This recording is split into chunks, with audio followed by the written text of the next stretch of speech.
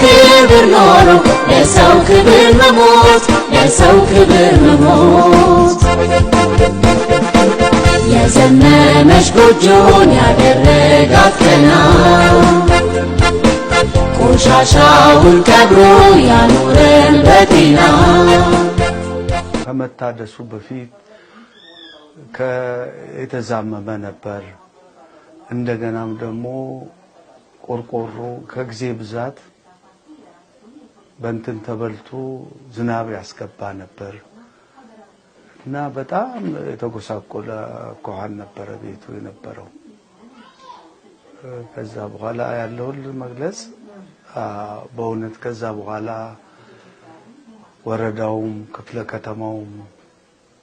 አደረገልን ርብርብ ይሄው አሁን እንደሰው ሆነን እንደምታዩት ጥሩ